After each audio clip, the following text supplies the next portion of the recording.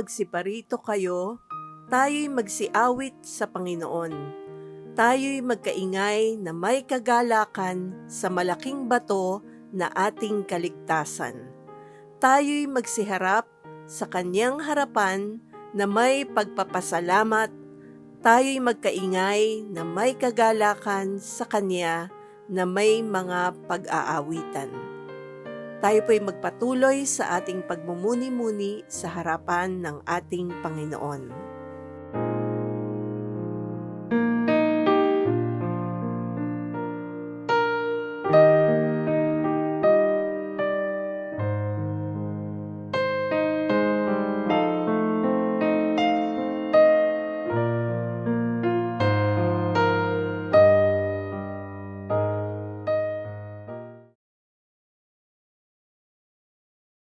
Tayo po ay manalangin. Aming Diyos, Diyos na banal, Diyos na makapangyarihan sa lahat, tagapagbigay ng buhay. Panginoon, hayaan mo na sa umagang ito, sa aming pagsamba ay lumapit po kami sa iyo at ibigay namin ang pinakamataas na antas ng pagpupuri po sa iyo. Purihin ka, Panginoon. Hayaan mo na sa umagang ito ay magpasalamat po kami sa iyo, Panginoon, sa buhay, sa kalakasan, sa iyong pagpapala, sa iyong kabutihan, sa iyong protection, Panginoon, na patuloy mong ipinagkakaloob sa iyong mga anak. Ang lahat ng ito ay aming itinataas at ipinagpapasalamat po sa iyo. Ama, hayaan mo na lumapit po kami sa iyo, nagpapakumbaba at humihingi ng pagpapatawad sa lahat ng nagawa naming kasalanan. Panginoon, patawarin mo kami sa lahat ng ito upang sa aming pagsamba ay walang maging hadlang, Panginoon, sa aming pananalangin, sa aming pakikinig ng iyong mga salita. Panginoon, patuloy kaming lumalapit po sa iyo. Dalayan po namin sa iyo ang aming bansa, ang aming Pangulo. Patuloy mo siyang bigyan ng karunungan, kaalaman, kalakasan, Panginoon.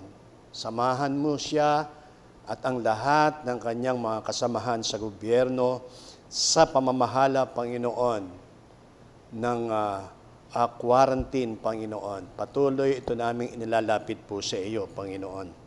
Ama, hayaan mo na patuloy po namin dalangin ang lahat ng mayroong mga karamdaman, dulot ng virus na ito, hindi lamang dito sa aming bansa, kung hindi sa buong mundo, Panginoon, sa lahat ng bansa na kung saan maraming mga cases ng COVID, Panginoon.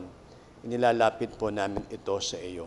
Gayon din, Ama, patuloy naming dinadalangin na sa panahong ito ay tumataas ang cases ng COVID. Panginoon, hayaan mo na paalalahanan mo ang bawat isa, Panginoon. Maging maingat ang bawat isa po upang ang virus na ito, Panginoon, ay patuloy naming maiwasan, Ama. Subalit ito'y aming pong itinataas, inilalapit po sa iyo. Ama, hayaan mo na idalangin naman namin sa iyo ang aming iglesia sa kanyang pangkalaganapan, ang mga obispo, generales, ang direktoryo, ang lahat ng kapasturan. Sa araw na ito ay nandoon yung pagsamba, Panginoon, ng bawat local churches, Panginoon. Purihin ka, Panginoon, ang pagpapala, Panginoon, ang patuloy na maranasan. Hindi lamang dito sa aming bansa, kung hindi sa labas ng bansa, Panginoon, na kung saan nandoon ang kanilang mga gawain, Panginoon. Ang pagpapala, Panginoon, ang igawad mo sa bawat isa po sa kanila. Panginoon, hayaan mo na sa ganitong kalalagayan ay ilapit din namin sa iyo ang aming iglesia naman dito sa Tipas, ang kanyang konsilyo, ang lahat ng mga pastor, ang katulong ng pastor. Panginoon, ikaw ang patuloy na magbigay sa amin, Panginoon, ng karunungan, kaalaman upang sa lahat ng gagawin namin, Panginoon, gawin namin ito at mabigyan ka namin, Panginoon, ng kapurihan. Pagpalain mo ang konsilyo ng iglesyang ito, Panginoon, patuloy na maisagawa, Panginoon, ang dakilang atas mo, Panginoon, walang iba, Panginoon, kundi maihayag, Panginoon, ang iyong banal na salita. Panginoon, hayaan mo na sa umagang ito, patuloy po namin dalangin ang bawat sambahayan, ang bawat pamilya. Ikaw ang kumatagpo sa anumang kanilang kalalagayan, Panginoon. Kung sila man ay may mga pagsubok, ikaw ang kumatagpo po sa kanila. Kung mayroong karamdaman, ikaw ang magpagaling sa kanila, Panginoon. Kaya itong lahat ng ito'y amin pong ipinagkakatiwala po sa iyo. Ama, hayaan mo ng iyong patnubay, ang iyong banal na Espiritu, Panginoon, ang lumukob sa bawat isa po sa amin, at ang iyong mensahe na iyong ipagkakaloob, naway maging pagpapala, Panginoon, sa bawat makakarinig nito, Ama. Hayaan mo na iyong patnubay, Panginoon, ang sumaamin sa ikatatagal ng aming pagsamba. Purihin ka, Panginoon, ang lahat na ito ay aking dalangin sa pangalan ni Jesus. Amen and Amen.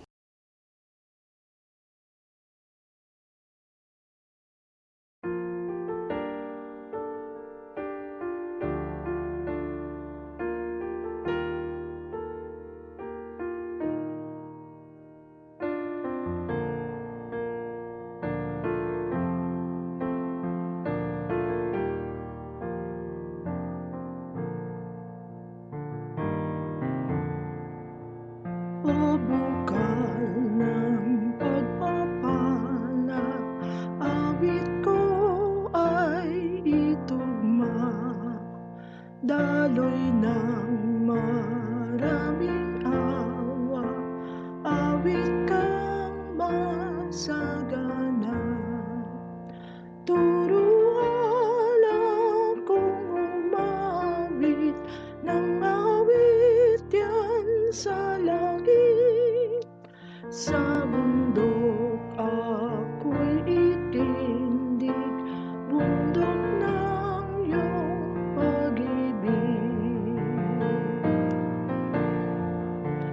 Tulong mo'y dito nakamtan, pala mo'y ibigay. Ikaw ay aking aasahan hanggang kabilang buhay. Si Jesus ako'y hinanap, nang ako'y maglagalang, upang ako'y maligtas, dugo niya'y ibinayad. Sa awa mo't kabutihan, buhay ko'y aking utang, hakbang ko'y iyong pangunahan, at nang di na maligaw, ang abang puso kong handog, marapatin mo, Diyos. Tatakan mo ng pag-irog, tandang ako'y kay Jesus. O bukal ng pagpapala, awit ko ay itugma, daloy ng maraming awa, awit kang masagana. Turuan akong umawit ng awit yan sa langit. Sa bundok ako'y itindig, bundok ng iyong pag-ibig. Sa bundok ako'y itindig, bundok ng iyong pag-ibig.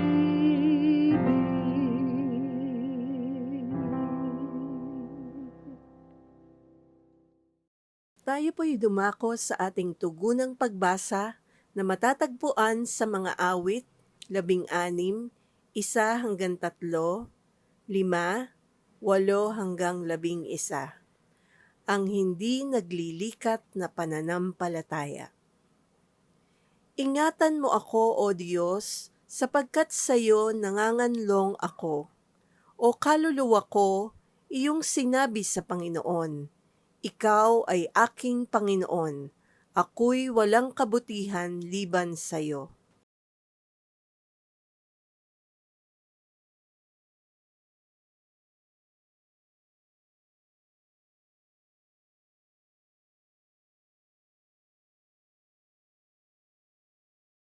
Aking inilagay na lagi ang Panginoon sa harap ko, sapagkat kung siya ay nasa aking kanan, hindi ako makikilos.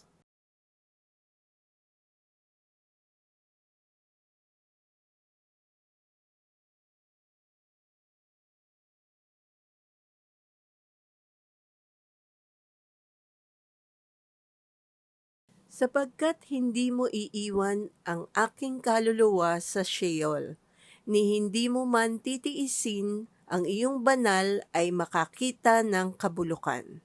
Tayo pong lahat, iyong ituturo sa akin ang landas ng buhay. Nasa iyong harapan ang kapuspusan ng kagalakan. Sa iyong kanan ay may mga kasayahang magpakailanman. Sumasampalataya ako sa Diyos amang makapangyarihan sa lahat, lumalang ng langit at lupa, at kay Jesucristo na anak ng bugtong niya, Panginoon natin na sa hiwaga ng Espiritu Santo, ipinanganak ng Birhen Maria, nagdamdam ng hirap sa kahatulan ni Poncio Pilato, ipinako sa krus, namatay at inilibing. Sa 3 araw nabuhay sa mga patay, umakyat sa langit at umupo sa kanan ng Diyos amang makapangyarihan sa lahat. Doon magmumula at paririto upang humukom sa mga buhay at mga patay. Sinasampalatayanan ko ang Espiritu Santo, ang banal na iglesyang laganap, ang pagkakaisa ng mga banal, ang kapatawaran sa mga kasalanan, ang kabuhayan ng katawan, at ang buhay na walang hanggan. Siya nawa.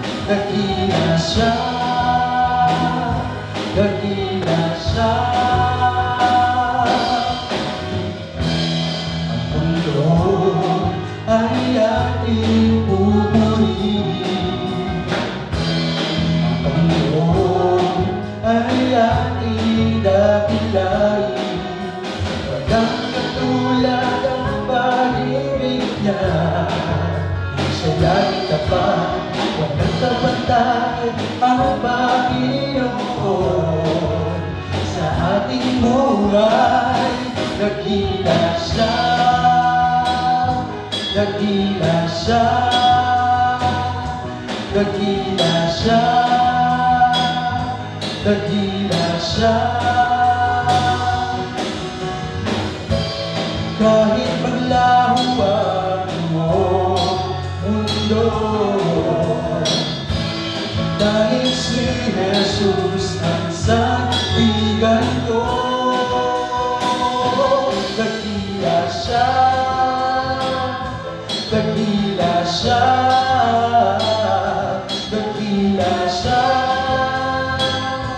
dakila siya, dakila siya, dakila siya, dakila siya, dakila siya, dakila siya.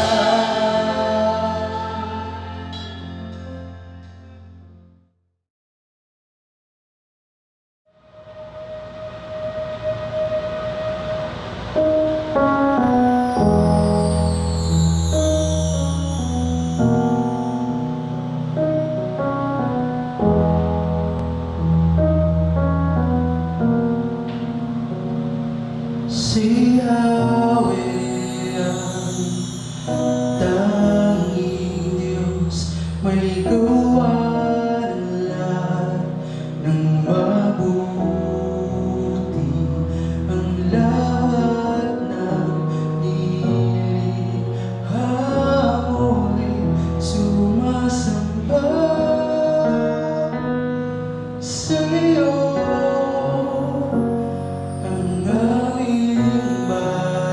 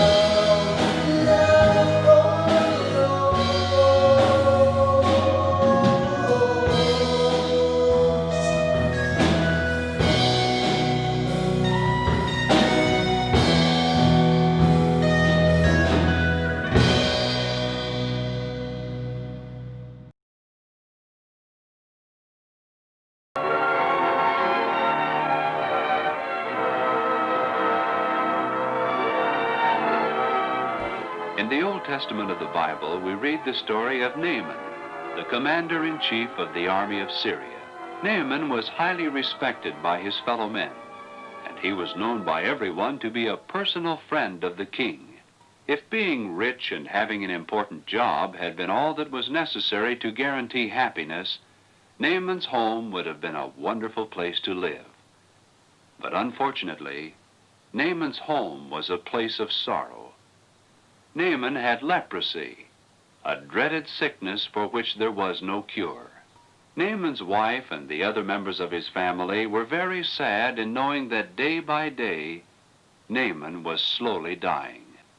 Even the servants felt sorry for Naaman and his wife, and one of the servants in particular wondered if she might not speak to them about their sorrow, if she might not tell them about the true and the living God, and about the prophet of God that lived in the land of her childhood.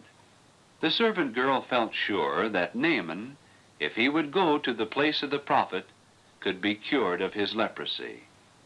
So one day she gathered up her courage and told her mistress about the prophet who lived in Israel, and what she felt could be done about this sorrow in their home. Naaman's wife had never heard of God, and yet as she sat there and listened to the servant girl tell of the wonderful things that God could do, new hope came into her heart. And Naaman's wife ran to tell her husband of this wonderful thing that she had heard. And as she ran toward him, Naaman watched her with puzzled eyes. What could have happened in their home of sorrow to make his wife so happy? And when Naaman heard what the servant girl had said, he could hardly believe his ears. A God that could cure leprosy? Could such a thing be true? Surely the servant girl would never lie to them about such a thing. So Naaman agreed with his wife that he would have to go and try to find the prophet. But where? Where would he find such a man? Perhaps the king would know. The king of Syria had never heard of a man called the prophet. But the king felt sure that the ruler of Israel would know, so he gave Naaman a letter of introduction for the captain of the Syrian army.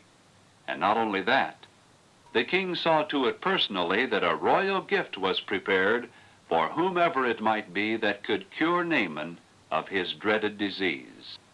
The king did everything humanly possible to show Naaman how much he thought of him, to indicate to his commander-in-chief that his only wishes were for his speedy recovery. It was a long journey, but finally Naaman arrived at the palace of King Jehoram, the ruler of the land of Israel. And before long, Naaman was standing before the king. An important person like the captain of the Syrian army wasn't someone to keep waiting. The king opened the letter of introduction and started to read. Now when this is come unto thee, behold, I have herewith sent Naaman my servant to thee, that thou mayest recover him of his leprosy. Leprosy? Why, the king could hardly believe his eyes. The ruler of Israel was suddenly very much afraid. His hands started to shake, and yet he knew what a mistake it would be to let these strangers see how upset he was.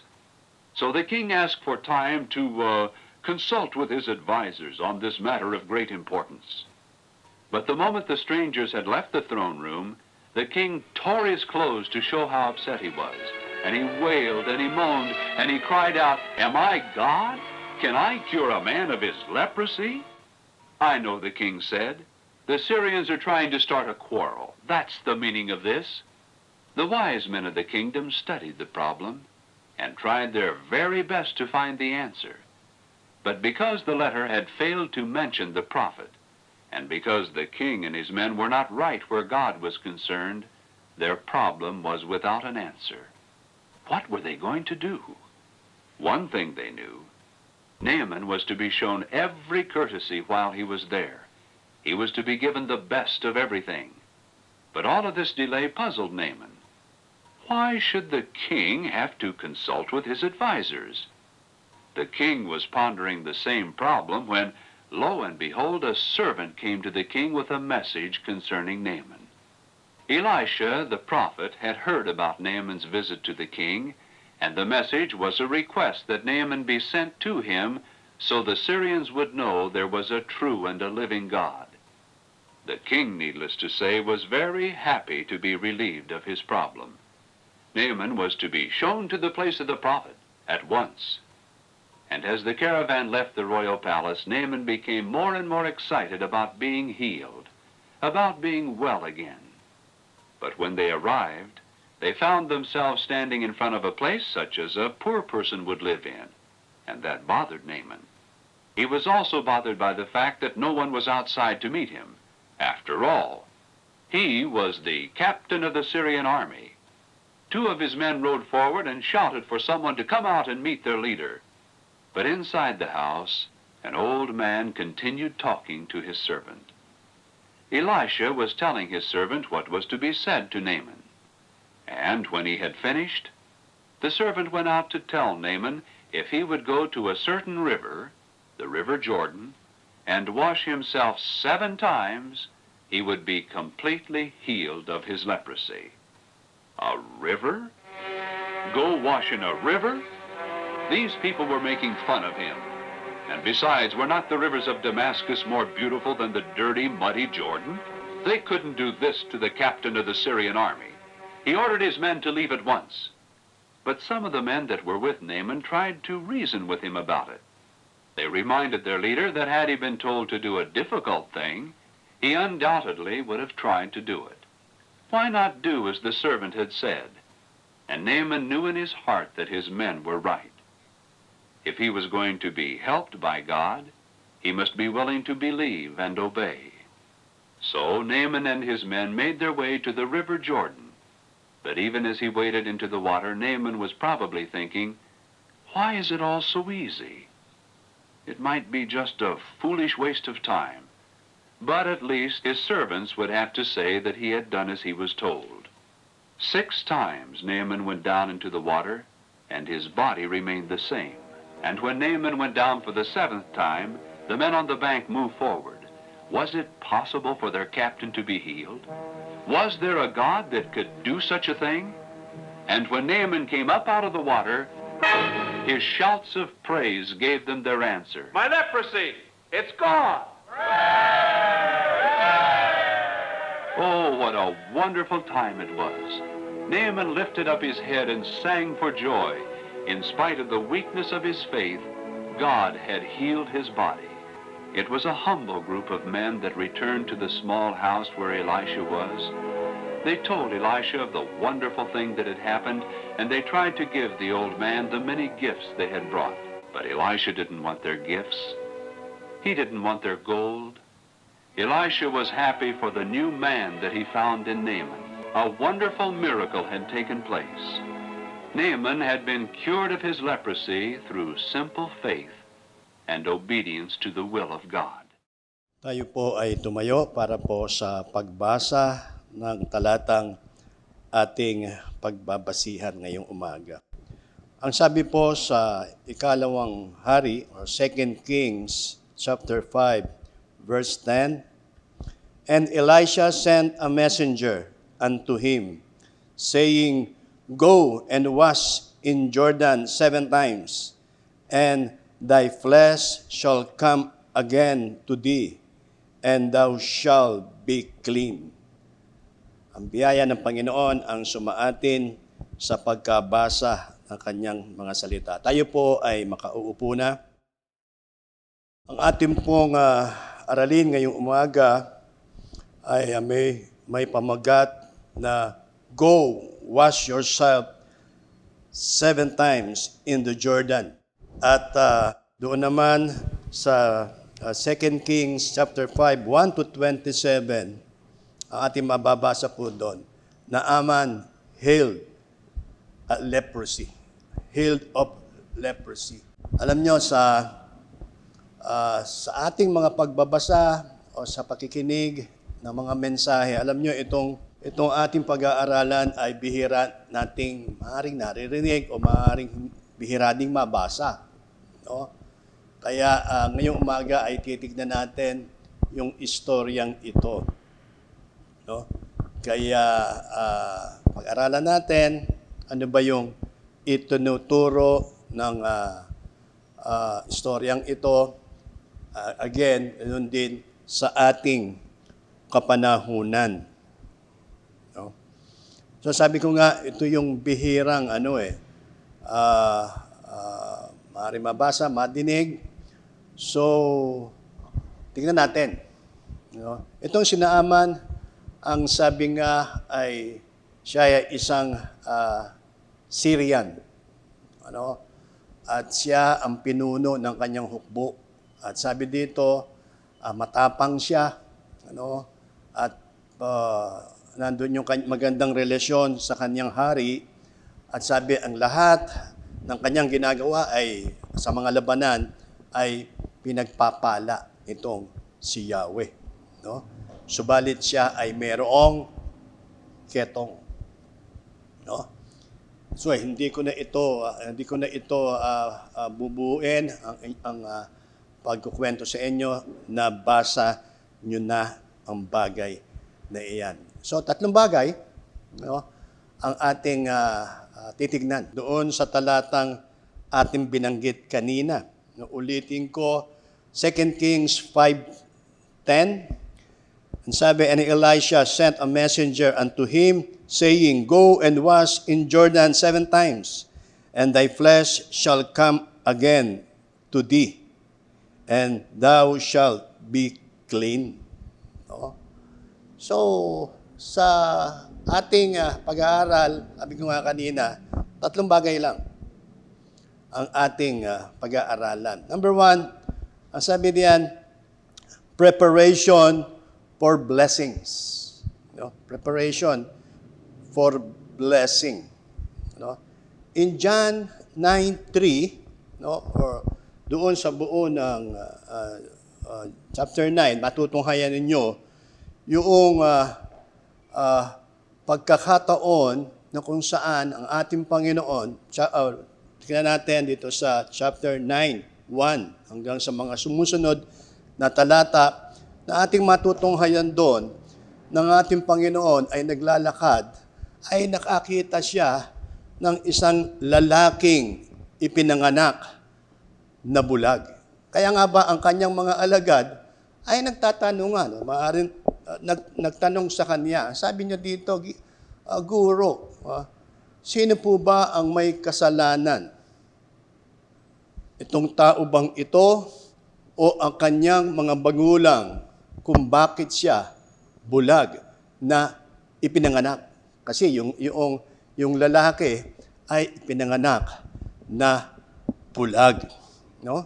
Kaya ang tugon ng ating Panginoon sa kanila, no, hindi ang lalaking ito ang may kasalanan, ni ang kanyang mga magulang.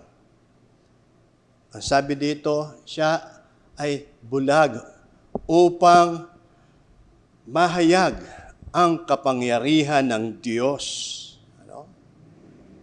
Sabi dito, hindi ang kanyang sarili o ang kanyang mga magulang ang may kasalanan.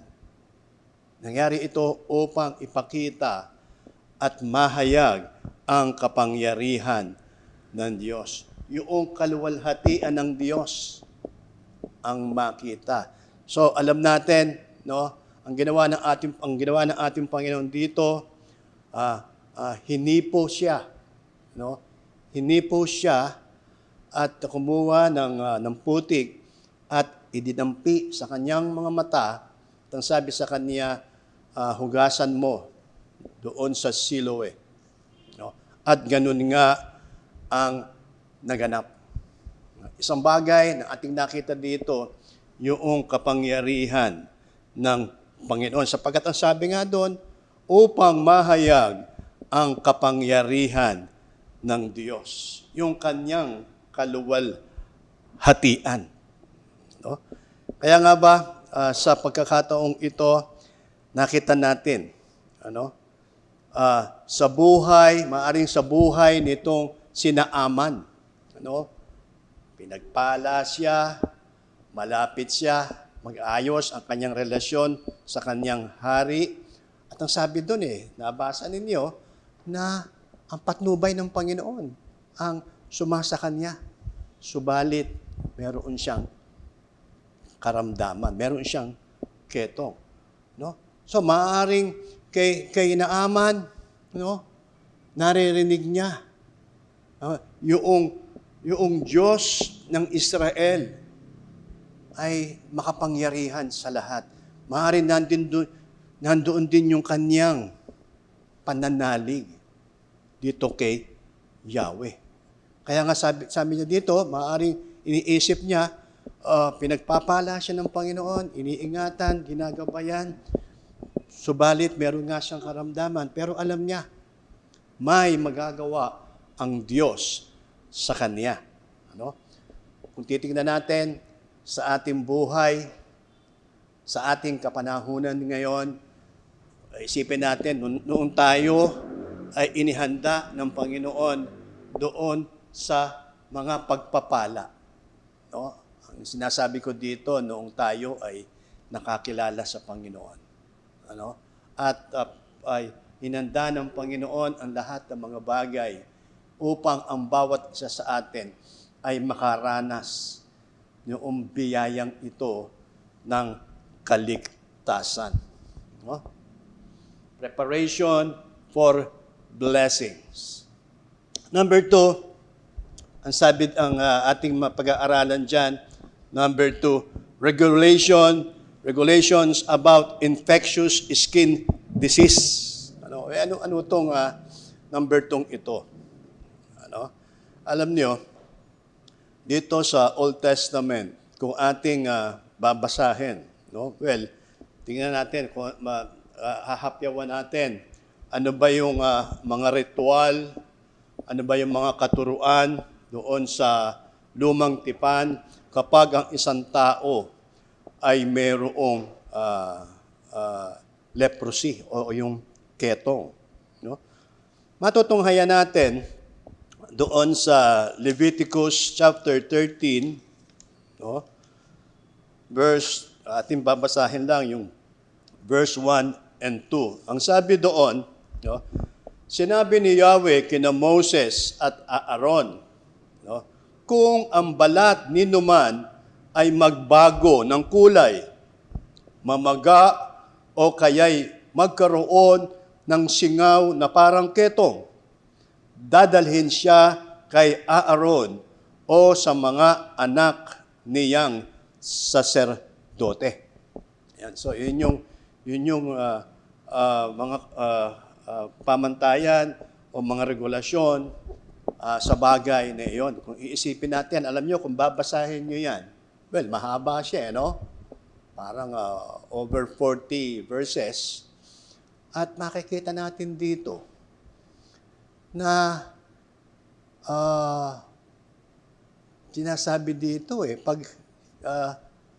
pag ina-examine ng saserdote, kapag hindi pa siya magaling o ano pa man, sabi doon 7 days. At kung hindi pa isang 7 days pa rin. Kaya naalala ko, parang nasa ating kapanahunan ngayon. Na kung saan, di ba, tayo ay nasa ganitong kalalagayan ng pandemic at tayo ay naka-quarantine. No? Well, mag-iisipin natin, no? Ay itong ketong na ito ay maisasahintulad natin sa panahon ni Naaman. No? Ni Naaman. Kaya nga ba, doon sa Matthew chapter 8, 1-4, ating mababasa doon, ang sabi doon, ng ating Panginoon ay bumaba galing sa bundok. Ang sabi doon siya ay sumunod sa kanya ang napakaraming tao. At ang sabi doon, at lumapit sa kanya ang isang ketongin at lumuhod sa harapan niya. At ang sabi sa kanya, Ginoo, kung ibig po ninyo ako'y inyong mapaggagaling. No? So, isipin natin, ang tanong ang sabi nitong binatang ito Ginoo, kung ibig po ninyo, ako'y inyong mapaggagaling. Pagamat nandun yung pananampalataya ng lalaking ito, pero sabi niya doon, kung ibig po ninyo, mapagagaling ninyo ako. Abay, ang ating Panginoon, tunay na makapangyarihan sa lahat. Ang lahat ng mga bagay, ang lahat ng karamdaman ay kayang-kayang niyang pagalingin. Kaya nga ba, ang tugon ng ating Panginoon, ang sabi niya ito, hinipo siya ni Jesus at sinabi, ibig ko, gumaling ka, at pagkadakay nawala ang kanyang ketong. At sabi niya doon sa verse 4, huwag mo itong sasabihin kanino man. Bili ni Jesus, pumunta ka't pasuri sa saserdote. Pagkatapos maghandog ka ng hain, iniutos ni Moses bilang patotoo sa mga tao na magaling ka na. No? Kaya nga ba, kung babasahin mo ito, no, itong pangyayaring ito doon sa Matthew chapter 8, verse 1 to 4, ito ay kumukonekta doon sa sinasabi noong sa Leviticus chapter 13, 1 hanggang sa mga susunod na talata. So, ganun pa rin, no? Nakita natin dito kung papaano pinagaling ng Panginoon ang taong ito upang mahayag, upang makita ang kapangyarihan ng Diyos nating ito. Number 1, sabi kanina, preparation for blessings. Number 2, regulations about infectious skin disease. And number 3 is spiritual cleansing. Spiritual cleansing. Di ba? Sabi dito, kay Naaman di ba? Pumunta siya kay Eliseo at ang sabi dito akala niya ay pagdating niya ay tatayong matuwid sa kanya itong si Eliseo at ipapanalangin siya kay Yahweh. Subalit ang nangyari doon, kung nabasa natin, nagpasabi lang siya. Di ba? Nagpasabi lang siya at ang sabi doon, lumusong ka o maligo ka doon sa Jordan or Jordan River 7 times at mananauli ang iyong balat katulad ng balat ng isang sanggol. Ano? Subalit, ang tanong dito, sumunod ba si Naaman? No? Yun ang tanong sumunod ba itong si Naaman? No? Sa una, tumanggi siya. No? At ang saloobin niya, no?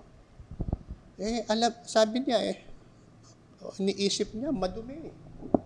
Madumi itong Jordan River. No? Well, sa mga pag-aaral, nadadaanan natin sa ating mga pagbabasa, itong Jordan River, maraming mga pangyayari sa salita ng ating Panginoon doon sa Old Testament. Isang bagay dito yung itong mga Israelita kasama itong si Josue nung sila ay tumawid upang sakupin itong Kanaan. No? Jordan River din ito. Naganap. Ganun din si David. Nung siya nung kapanahunan ng kanyang anak, ay nandoon din niya, tumawid siya doon. No? At ang kanyang mga kasama. So, ibig sabihin, nung una, ay hindi sumunod itong si Naaman doon sa sinabi ni Elisha. Subalit, sabi ng kanyang mga katulong o kasama, hindi ba sabi sa kanya, hindi ba gagawin mo ang lahat ng mga bagay? O maaaring mapagaling ka lang? Sabi dito pinapalusong ka lang. No? O maligo ka lang doon sa Jordan River 7 times. 7 times. Mananauli ang iyong balat. No? Napag-isip-isip nitong sinaaman. Maaaring sabi niya, oo nga ano. Oo nga ano. Ano pa naman yun na lumusong siya 7 times. Well, lumusong siya 1, 2, 3, hanggang 6. At nung ika-7, tunay na siya, yung kanyang balat, ay bumalik doon sa dati. Ano? Sabi nga doon parang sanggol yung kanyang balat. No? At dito, nung pumunta siya, kay Elisha, ang sabi niya, di ba?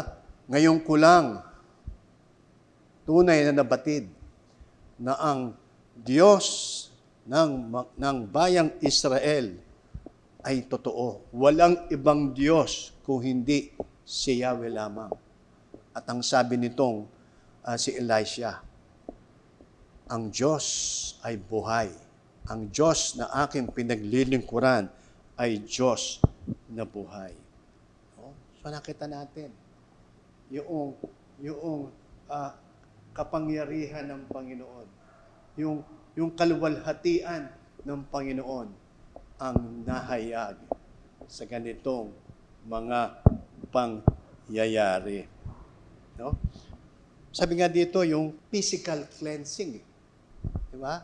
Maaari at sa una, ang iniisip nitong si Naaman, physical cleansing lang kasi magkaroon ka ng ketong ay kaasiwa, ang hirap, no? Nakakahawa, nakakadiri, no? Physical cleansing. Pero alam natin, no? Hindi lamang physical cleansing ang naganap sa buhay nitong si Naaman. No? Maaaring nandoon din yung kanyang spiritual cleansing. Naniwala siya, sumampalataya siya kay Yahweh. Sumampalataya siya kay Yahweh. Sabi nga, ang salita ng Panginoon, yung salvation ay hindi lamang sa mga Israelita, kung hindi sa mga Hentil din naman. At sa pamamagitan ng pananalig, tayo ay inangking bayan ng Diyos. No? So, balikan natin muna. Balikan natin. Yung sinasabi natin, yung spiritual cleansing. Alam nyo, sa totoo lang, sa ating kapanahonan ngayon, kung i-connect natin sa panahon nitong sinaaman. Sinaaman ay nandoon yung pagnanais na gumaling, yung physical cleansing. Pero sabi ko nga kanina, nandoon din yung nandoon yung nais niyang makilala ang Diyos ng Israel. No? Well, tunay naman na sa ating kapanahunan, ang bawat isang sumampalataya sa Kanya ay tunay na pinagkalooban niya ng buhay na walang hanggan sa pamamagitan ng kamatayan ng ating Panginoon doon sa cross at sa pagbubod niya ng dugo doon sa cross na iyon. Pinatawad, tinubos ang ating mga kasalanan. No? Well, balikan natin. Balikan natin nung sinaaman ay pumunta, no? May dala siyang sulat, di ba? May dala siyang sulat na dumaan sa hari at nung ito ay binabasa nitong si Hari Joram ng Israel. No? Ang sabi dito Ang may dala ng sulat na ito ay ang aking kapitan ng hukbo. No? At siya ay merong ketong. At sabi doon, pagalingin mo ang kanyang ketong. No?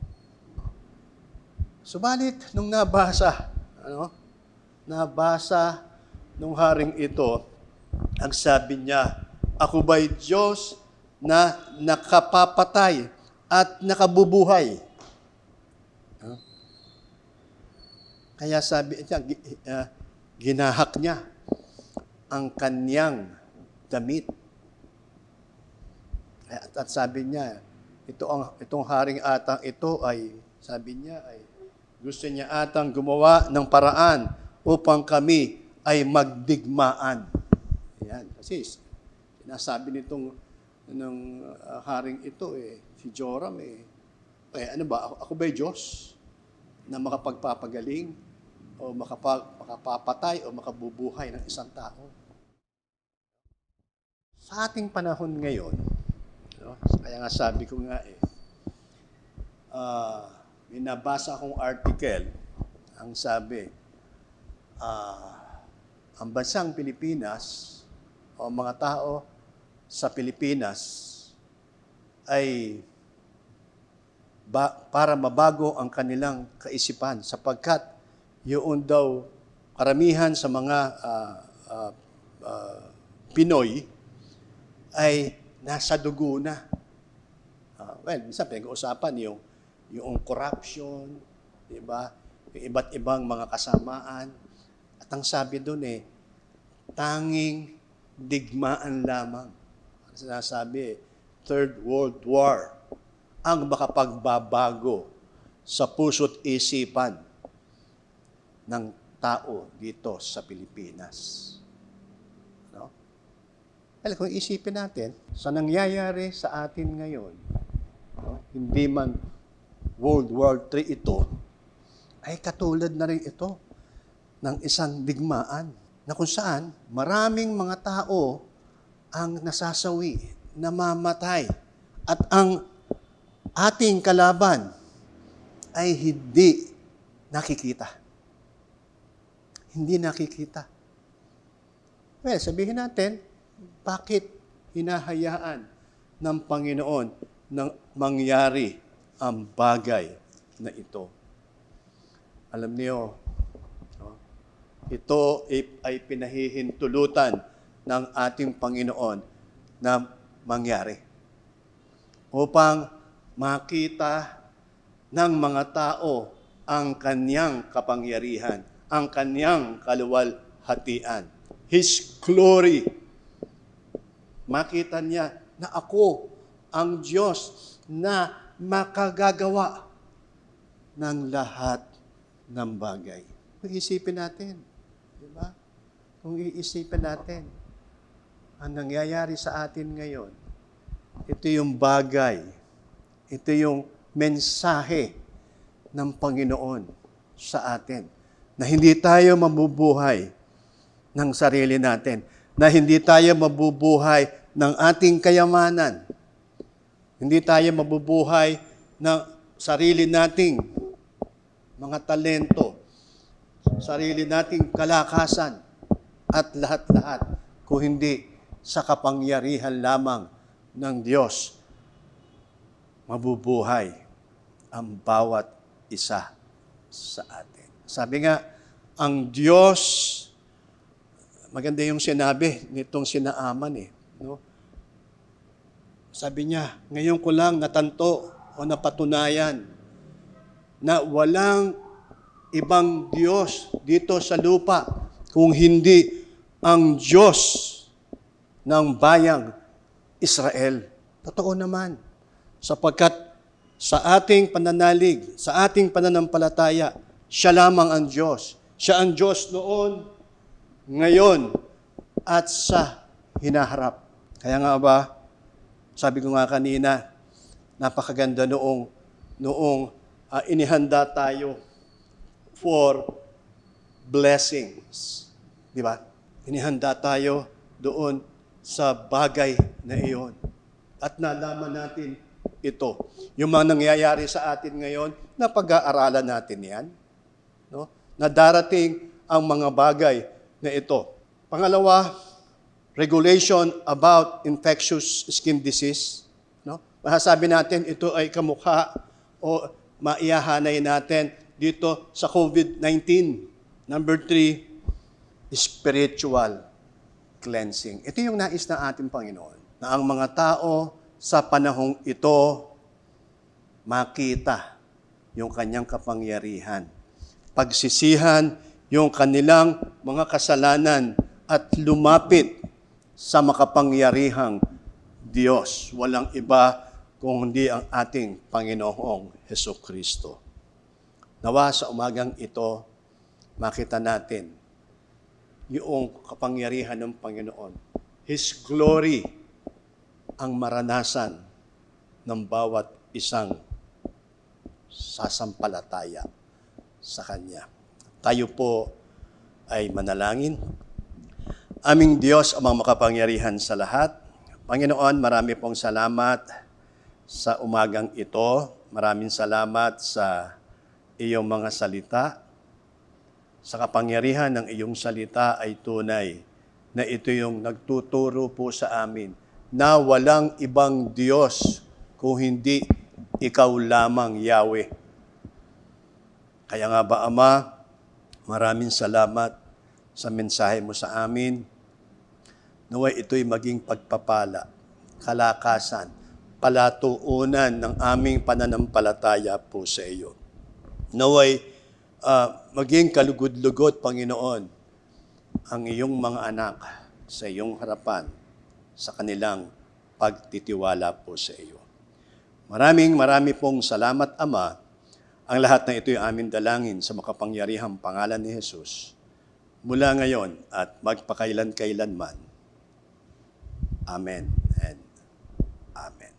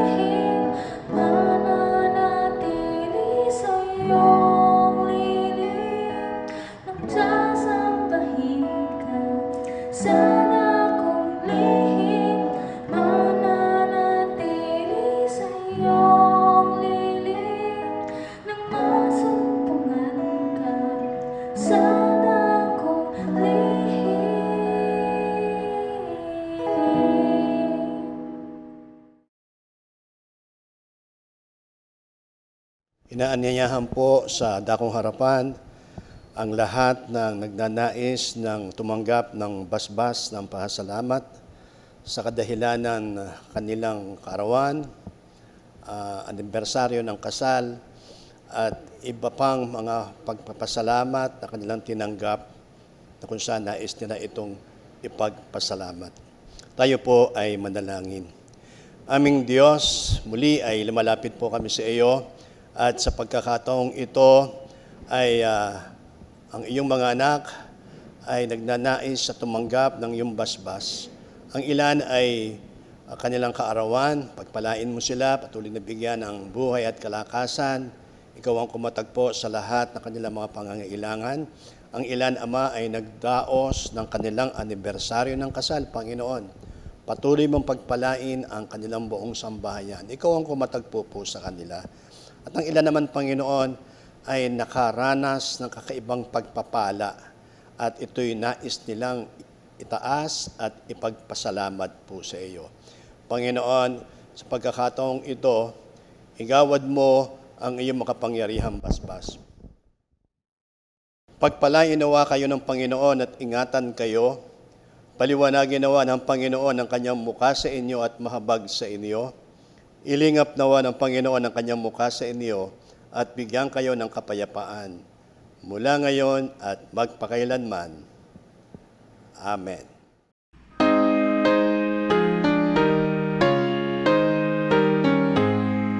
Ang Ama'y papurihan,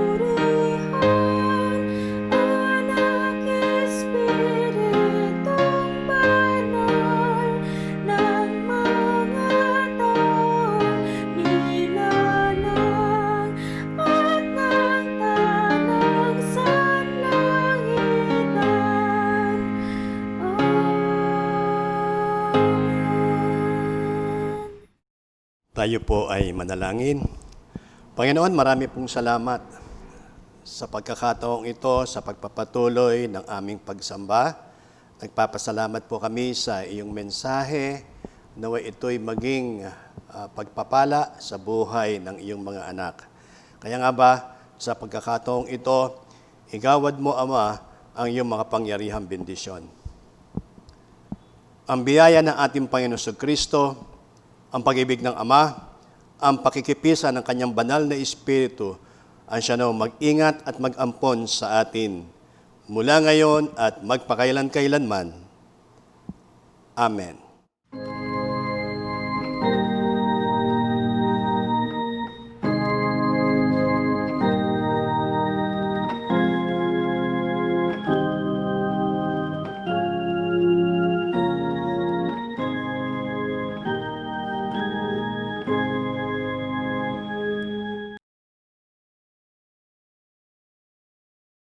Ang Tipas Unida Church na binuo sa pag-ibig ng Diyos ay iglesyang matatag, nagkakaisa sa pananampalataya, huwaran at ilaw ng pamayanan at lumalakad sa gabay ng Espiritu Santo, na ang layunin ay humayo at ipalaganap ang banal na salita ng Diyos.